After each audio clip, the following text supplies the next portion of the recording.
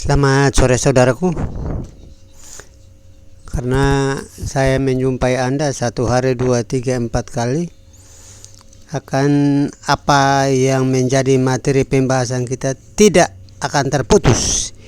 Biar kita selesaikan sehingga nama Tuhan dipuji dan dipermuliakan. Supaya nama Tuhan dipuji dan dipermuliakan. Saudaraku, firman adalah hikmat Allah. Saudaraku, firman adalah hikmat Allah dan menjadi pelajaran buat kita yang merupakan tulisan yang disebut kitab atau Alkitab orang Kristen. Saudaraku, saya masih Lukas Temonov, tetap sama, lahir di Kabupaten Timur Tengah Selatan, ibu kota Nyasoe.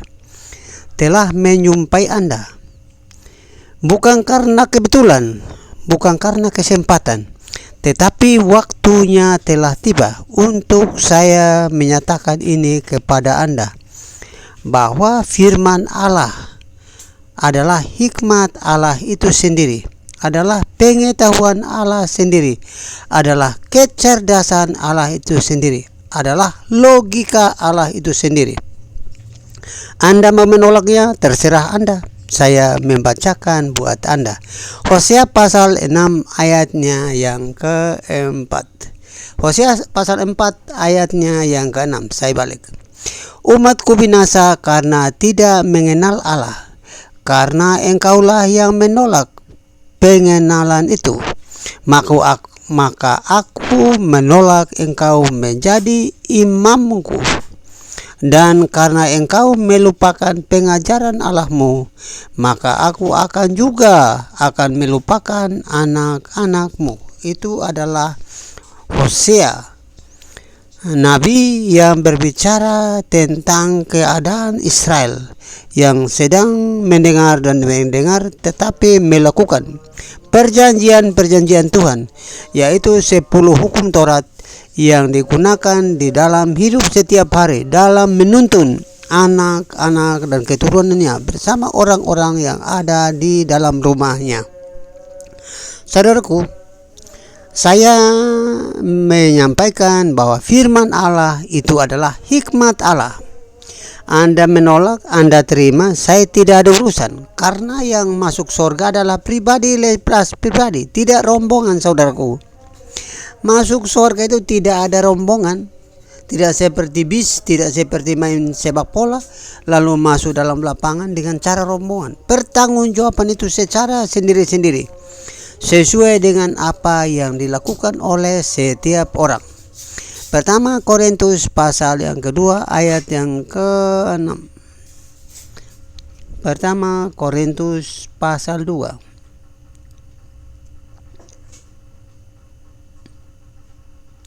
Korintus pasal 2 ayatnya yang ke-6. Saudaraku,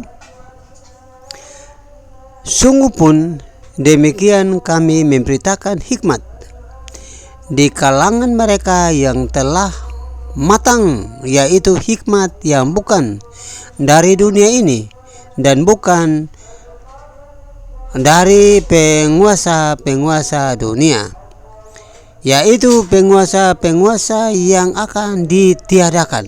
Saya ulangi saudaraku, hikmat.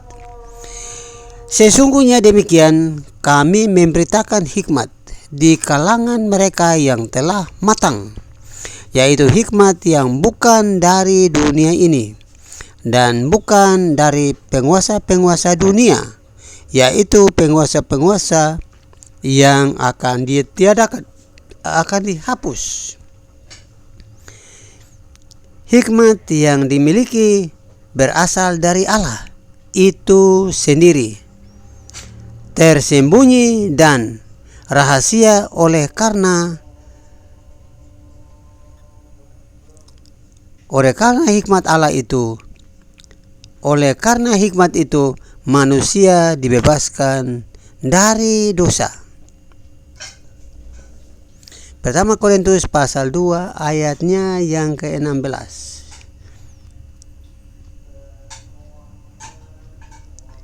Sebab siapa yang mengetahui pikiran Tuhan sehingga ia dapat menasihati dia, tetapi kami memiliki pikiran Tuhan.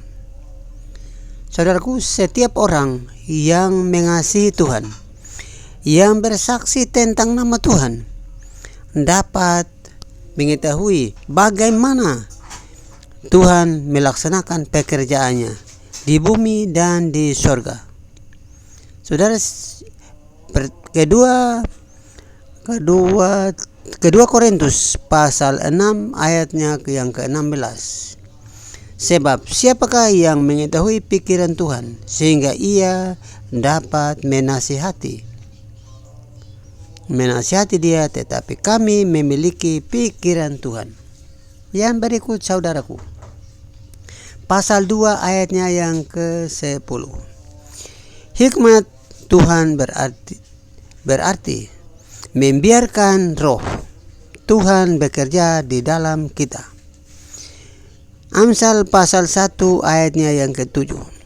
Takut akan Tuhan adalah permulaan pengetahuan, tetapi orang yang bodoh menghina hikmat. Amsal pasal 9 ayatnya yang ke-10.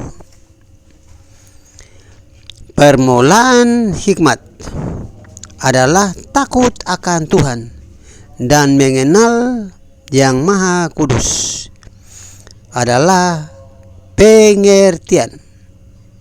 Saya ulangi ayat 10. Kalau tidak mengerti tentang firman Allah, berdoa dan minta Roh Kudus masuk dan berdiam di dalam hati dan pikiran Anda, sehingga Anda dapat mengenal firman Allah dengan baik. Permulaan hikmat adalah takut akan Tuhan, dan mengenal adalah Yang Maha Kudus adalah pengertian. Amsal pasal 2 ayatnya yang ke-6. Karena Tuhanlah yang memberikan hikmat, dari mulutnya datang pengetahuan dan kepandaian. Saya ulangi. Amsal pasal 2 ayat yang ke-6. Karena Tuhanlah memberikan hikmat, dari mulutnya datang pengetahuan dan kepandaian. Roma pasal yang ke-1 ayatnya yang ke-10. Semoga dengan kehendak Allah aku memperoleh kesempatan mengunjungi kamu. Allah Bapa adalah sumber segala sesuatu. Pertama Petrus pasal 2 ayat 9. Tetapi kamulah bangsa yang terpilih, imamat yang rajani, bangsa yang kudus, umat kepunyaan Allah. Pengetahuan yang tak, saudaraku, pengetahuan yang tak tercerna. Yohanes pasal 8 ayat 37 sampai 47. Saudara baca sendiri. Amsal 18 ayat 5. Pengetahuan tentang Allah. Allah itu harus mengenal secara pribadi. Allah adalah Allah yang Maha Pencipta, Allah yang Maha Kuasa, Allah yang Maha Pemelihara saudara dan saya bersama ciptaannya. Saudaraku, firman Tuhan yang merupakan kebenaran yang hakiki, yang adalah sumber iman dan kebenaran, yang diilhamkan secara langsung oleh Allah. Dan firman ayat yang ke-12, dan firman sebagai logos, firman sama dengan amanat, adalah sebuah nama, yaitu Yesus Kristus,